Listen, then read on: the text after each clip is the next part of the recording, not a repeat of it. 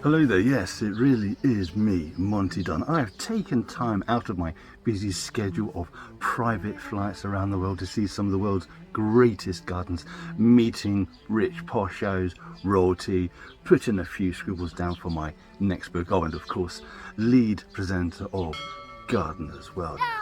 Well done, me.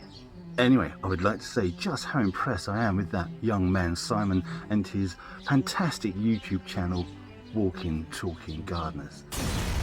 Not only is he so full of facts and advice that literally pours from his ears, nose and mouth, he is an incredibly charismatic and handsome person. Also, his wife is in this channel. She does something, I'm not sure what she does. But anyway, I'd just like to say you have done very well choosing this channel. Tell your friends, share it. Don't forget to click like, press subscribe and the notification button. I cannot overemphasize just what a fantastic gardener, nay horticulturist, that Simon is. Well done, Simon, a future gardening presenter, I have no doubt. Genuinely is me, Monty. Goodbye. I've just got to go and feed and walk the dog.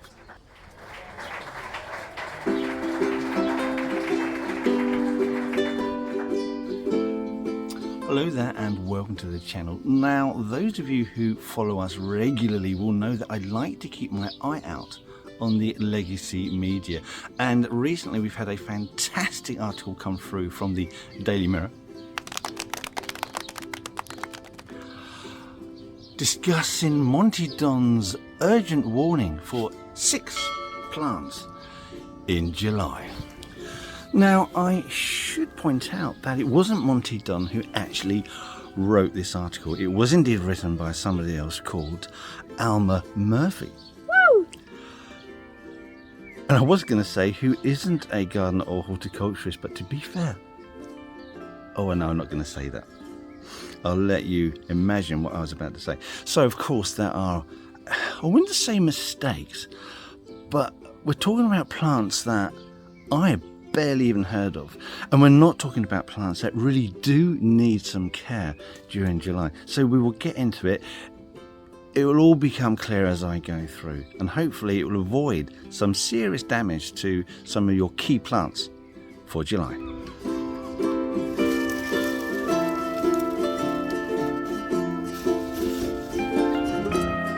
This is Monty's main concern. It's July, we have some terrific weather at the moment, very, very hot, lovely, mild days. But of course, that is often followed by rather horrendous storms, so strong wind, heavy driving rain. And when you are growing tall plants that are not supported, they can easily be knocked, damaged, toppled over, and those stems can break, and then that is the end of a wonderful flowering display. So I'm going to go through his 6 plants. I'm holding the camera with the other hand, so, and then I'll go through what I would see as more plants that you're more likely to be actually growing in your garden, because there's no point talking about plants you don't have when the plants you do have are snapping. Come on, Monty. Monty's first choice is the Grand Flora, otherwise known as the lace plant. It is from the Mediterranean. It has an award of garden merit from the Royal Horticultural Society and is best planted in large swathes in order to get a really eye-catching, bold display. It only grows to about 90 centimetres, so it isn't too tall. And if you are growing it in large swathes, then the plants around it will support it anyway. So perhaps if you've just grown one, which is unlikely because it's an annual, so you'd have bought some seeds and presumably just sown it where you want to grow it. Is this one we should really be worrying about? I don't think I've ever seen it in someone's garden, but maybe you'll see it in those fancy posho type gardens with all your landscape design friends. And in that case, support them as much as you like and their plants. Oh, hold on a minute. If you're finding this video useful or even just mildly amusing, then don't forget to click the thumbs up, press on that subscription, and if you want to be notified of whenever we release a new video, then click on that notification bell. It helps us more than you know, and it allows us to do stupid visits like this in the future. Anyway, let's continue to find out what old boiled butt has to say. Put my bloody glasses back on. Too hot, too sunny. It's too lovely. Now your next plant listed is the sunflower. Although you can't really call it a plant, it's a huge group of plants. Even the cultivars range massively from small, incredibly tall. They've got some wonderful cultivars like teddy bear, one of my favourites actually. And of course they are often top heavy. So it goes without saying that you will need to provide some support for these. Typically your giant sunflowers, normally because they are so gangly and weak in the stems as they're growing up, they'll often just fall down and grow horizontally unless you support them right from the beginning. So if you haven't been supporting them right from the beginning, they have already probably fallen down. So this advice is a little bit late. But yes, indeed, I agree. Support your sunflowers because they are some of the most magnificent plants that you can grow. And yet another annual.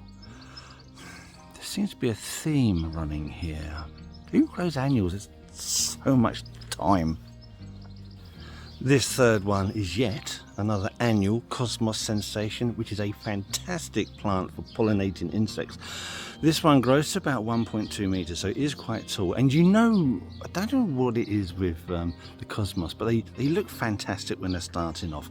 The flowers are amazing, and then they just don't seem to be able to support themselves anyway. So that's even with the smaller grown varieties. So definitely, if you don't stake these and you get a storm, all these are just going to flop over and ruin your display. You might as well just rip them out, throw them in the bin, which is a real shame because, like I say, excellent pollinating attractors. Tyonia rotundapogia, another great annual. Mexican sunflower. These can grow up to about 2 meters tall, so really quite big, and I actually really like these. Again, a really good plant for attracting pollinating insects. Now usually when I see these planted, they're usually in a mixed border, usually herbaceous border, so there's plenty of support from the plants around the outside. So if you've just grown one seed to produce one plant and then planted that plant in isolation in your garden, then yes, at 2 meters tall, there's no way that's going to support itself. Again, I don't think you would have to wait for a storm, and being in July really doesn't come into it. It just isn't going to support itself, so definitely support this plant. But if you planted it correctly, as it is generally done within a mixed border, so the plants around it support it, then it's a fantastic plant, and I thoroughly recommend this one. You don't see it too often, but when you do, it really stands out. A great eye-catching specimen. And here we have the sixth plant, and I really like this one. It is the leonurus from South Africa. A lovely semi-evergreen, looks like herbaceous perennial, very similar to the monadas, which is your bee balm. I like those ones too. And a great plant, but yes, very tall growing. 2 meters, possibly even taller, so absolutely will require support. But once again, I would suggest, if you're planning on growing this plant, that you would grow it in a mixed border so the surrounding plants can support it. So there you go. Those are Monty Don's 6 plants that he's cautiously worried about.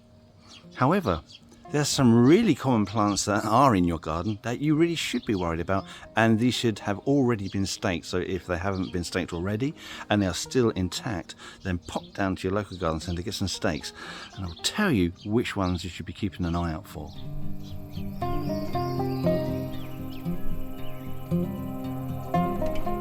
So I have a list for you of commonly grown plants that will need staking at this time of year, and luckily pretty much all of them are already in my garden, which means they're probably already in your garden too. So we'll just quickly go through them and then we'll have a little show as to what I've done here. Delphiniums, obviously, what an amazing plant. Those stunning spires, especially those cobalt blue ones. Oh, love those. Haven't got them because we struggle with slugs because we've got a very high water table. Peonies, stupid plants. They've been producing these plants in order to get the very best flowers, but they've been neglecting trying to get a stem that will support it. And one of the tree peonies we've got here, is shocking. It just can't. It can't hold the flower buds, let alone the flowers when they open. So that requires loads of support. So you would already have that in place, but it doesn't matter. It's a really good one to think about. And many of your bush peonies, again, the blooms are so big, so heavy. If they get wet, they fall. Snap stems look awful. So peonies, both tree and your herbaceous varieties, and of course you get your like there's some intermediate ones, aren't there, that are a hybrid of tree and herbaceous ones. But just have a look at the plants you've got. If you've been suffering with them in previous years, then you know that support needs to be put in place. So make sure that's in place. Phlox, well, they do, don't they? They get very tall, up to about 1 metre tall. And again, strong wind, especially in flower. The rains will weigh them down, they'll snap. Another good one. Lysimachia, that's your herbaceous creeping jennies, although not creeping, again very tall, can't support its own weight. We've got them here, they are staked already. We'll show you those. Crocosmia, oh, I do like those, they're so exotic. The South African plant, they are pollinated, I believe, by the sunbirds, which are honey-eating birds. That's the same as that lion's tail we spoke about earlier. Great plants, but again, once they get mature, they get very tall and then flop over. So support is required, unless you like because you'll have some still sticking up, some falling over. It just gives you a mass of blooms. Really good. Salvia, some of your salvias, particular involucrata. Now we've got the hadspin here.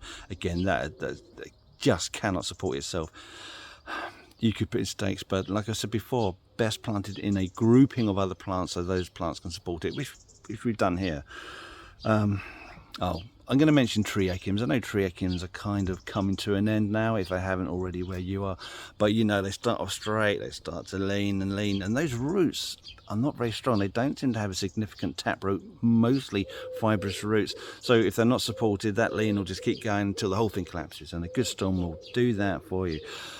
And there you go. That's my list for plants that you are more likely to have in your garden, at least I would imagine so. And there's also Monty Don's list, which has been written by, what was her name? Alma Murphy. You need to do your research a bit better. Anyway, I'm sure there are plenty of other plants out there that will require support now in view of impending storms.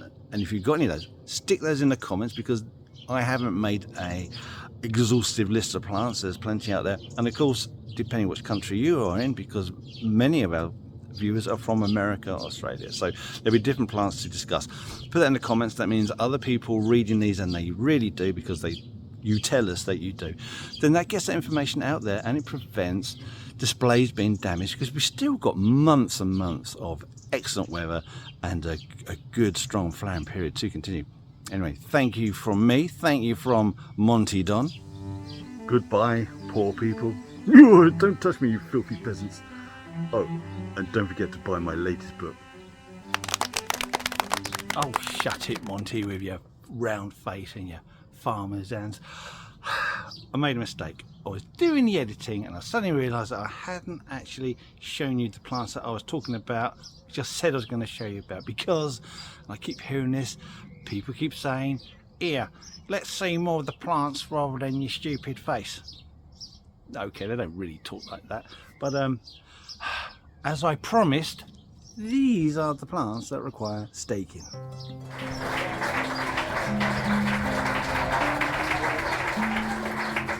This is that Lysimachia. It's got not shown so much here now because we are in the shade a bit, but it has these lovely bronze leaves, and of course these yellow blooms really shine off there. It's really quite nice, but absolutely no way that this skinny old stem is going to be able to support itself. So there you go, that's my stake there. I do like to use these metal stakes, they last a lot longer, they do a really good job.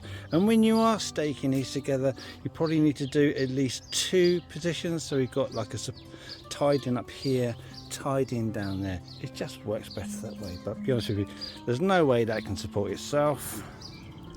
This is our white tree peony, and the flowers on this are absolutely gorgeous, but it has this weak extending growth that it can't even hold up its own bud, let alone the flower. When the flower is fully open, it just drops down like this. So we've had to put in an awful lot of support. So it's all tied in itself. We've had a number of canes just to basically secure it.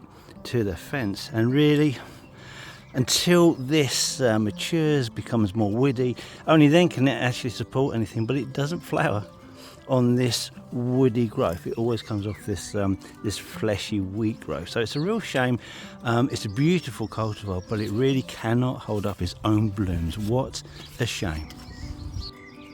This is our dahlia that requires the most support. Look at the ridiculous internodal lengths here. Absolutely no way it can support itself. And again, this is why we have grown it next to the fence line, so we can cane it and support it, tying it in to this fence thingy, pier, whatever that's called, can't remember.